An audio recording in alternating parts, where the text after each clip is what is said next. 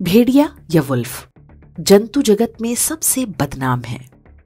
बहुत बुरे मनुष्यों की तुलना अक्सर भेड़िए से की जाती है, लेकिन बहुत कम लोग जानते होंगे कि भेड़िया अपने जीवन में केवल एक साथी को चुनता है और उसके साथ संबंध को निभाता है। प्रकृति ने उन्हें ऐसा ही बनाया है, लेकिन इस विशेषता का लाभ क्या है?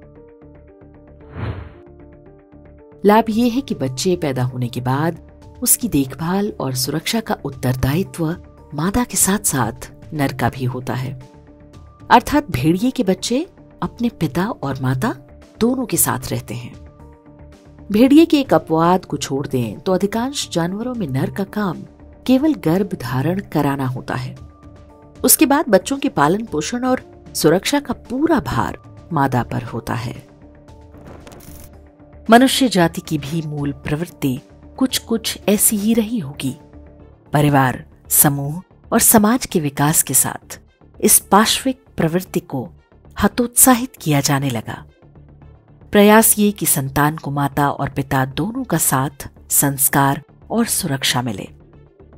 माता पिता ही नहीं, उसे दादा दादी, नाना नानी, चाचा बुआ, मामा मौसी सहित पूरे कुटुंब और पास पड़ोस के लोगों से भी स्नेह, प्रेम और सुरक्षा मिलती रहे। ऐसे परिवार और समाज में पलकर बड़ी हुई संतान के भावनात्मक रूप से सशक्त होने की संभावना अधिक होती है।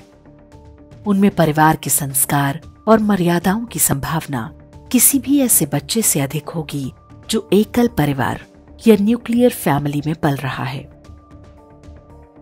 शहरीकरण और आजीविका के लिए बाहर जाने की मजबूरी ने एकल परिवारों को बढ़ावा दिया।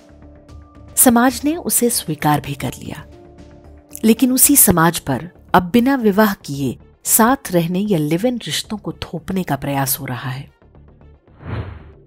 एक क्षण में पुरुष की निवृत्ति और फिर स्त्री की 9 महीने लंबी तपस्या, ये दोनों ही घटनाएं एक साथ घटती हैं।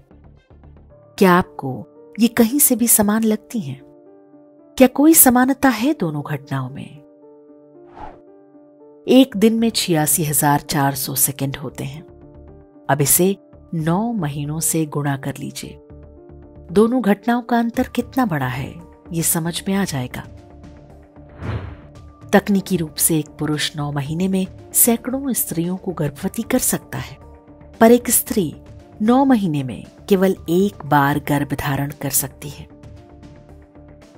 सैकड़ों स्त्रियों को गर्भ धारण कराने के पश्चात भी क्या पुरुष के जीवन पर कोई संकट आता है? क्या उसे कोई कष्ट उठाना अथवा तपस्या करनी पड़ती है? जबकि स्त्री को 9 महीने न केवल अपने प्राणों की रक्षा करनी होती है, बल्कि अपने अंदर पल रहे गर्भ को भी बचाना होता है। फिर वो कौन लोग हैं जो कहते हैं कि स्त्री और पुरुष समान होते हैं? समानता की ऐसी बातें या तो आडंबर हैं या कोरी मूर्खता। तो जो लिव इन रिलेशन समानता की ऐसी खोखली धारणा पर बनाए जाते हैं, उनका दुष्परिणाम कौन झेलता है? लिव इन रिलेशनशिप में लूजर कौन है? लूजर है बच्चा, क्योंकि बहुत संभावना है कि आगे चलकर पिता की छाया भी उसे ना मिले। यह भी संभव है कि उसे पिता का नाम भी पता ना चले।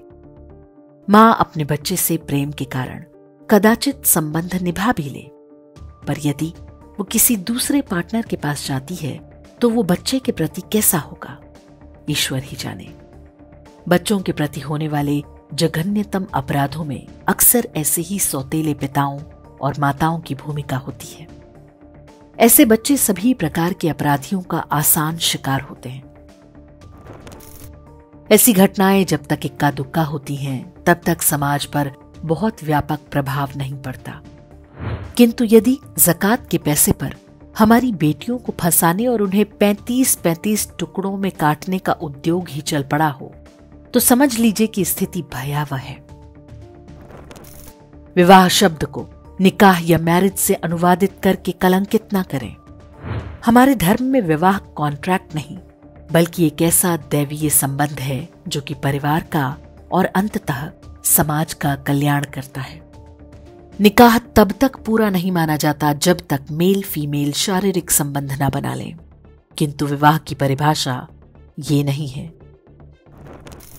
विवाह को समझने के लिए हमें 10वीं शताब्दी में अद्वैत वेदांत के आचार्य वाचस्पति मिश्र की कथा जाननी चाहिए। वाचस्पति मिश्र का विवाह छोटी उम्र में ही हो गया था। जब वे शिक्षा पूरी करके घर लौटे तो उन्होंने अपनी मां से वेदांत दर्शन पर टीका लिखने की आज्ञा मांगी। उन्होंने अपनी मां से कहा कि जब तक उनका लेखन पूरा ना हो जाए तब तक उनका ध्यान भंग ना किया जाए। मां काफी बूढ़ी हो चुकी थी, तो उन्होंने सहायता के लिए बहू भामती को भी बुला लिया। कुछ दिन बाद माताजी का देहावसान हो गया, लेकिन भामती पति की सेवा में लीन रही। वाचस्पति मिश्र साहित्य साधना में ऐसे लीन रहे कि उन्हें पता ही न चला कि उनकी सेवा कौन कर रहा है। धीरे धीरे 30 वर्ष बीत गए। एक दिन शाम को दीपक का तेल खत्म हो गया और वाचस्पति मिश्र का ग्रंथ भी पूरा हो गया। भामती अपना काम छोड़कर दीपक में तेल डालने लगी। आचार्य वाचस्पति ने किताबों से सिर उठाया तो सामने खड़ी नारी को देखा, किंतु पहचान नहीं पाए। उन्होंने पूछा, हे देवी, आप कौन हैं? नजरें झुकाकर सामने खड़ी भामती ने कहा, हे देव, मैं आपकी पत्नी हूं। वाचस्पति मिश्र ने पूछा कि तुम्हें क्या चाहिए? उनकी पत्नी ने कहा कि नाम। उनका आशय वंश से था। पर वाचस्पति मिश्र बोले, क्या नाम है तुम्हारा? उन्होंने बताया, भामती। और वाचस्पति मिश्र की अगली पुस्तक का नाम भामती हो गया। संभव है कि यह कथा सत्य हो या कुछ अतिशयोक्ति और सांकेतिक हो, किंतु इस कथा का संदेश महत्वपूर्ण है कि विवाह रूपी पवित्र संस्था को नष्ट ना होने दें, अन्यथा भारत को संपूर्ण नाश से कोई नहीं बचा सकेगा। हिंदू स्त्रियों के साथ बढ़ रहे अपराध खतरे की घंटी हैं। कहीं ना कहीं हमारी कमियों के कारण विधर्मी घात लगाकर हमारी बच्चियां उठा रहे हैं। हर घर में बच्चियों को इन दानवों से बचाया जाए।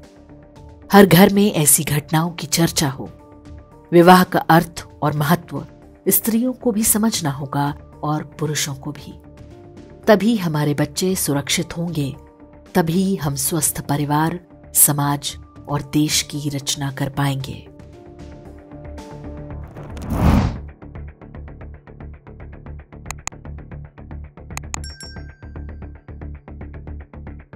इंडेक्स ऑनलाइन के वीडियो समाज को समर्पित हैं। आप इनको डाउनलोड करके जैसे चाहे वैसे प्रयोग कर सकते हैं। चाहे तो आप हमारे टेलीग्राम चैनल से जुड़ सकते हैं। वहां सारे नए पुराने वीडियो आपको मिल जाएंगे। हमारे सोशल मीडिया लिंक हर वीडियो के डिस्क्रिप्शन में होते हैं। हमारा एकमात्र उद्देश्य हिंदू समाज को जागृत और एकजुट करना है। इसमें सहभागी बने। धन्यवाद।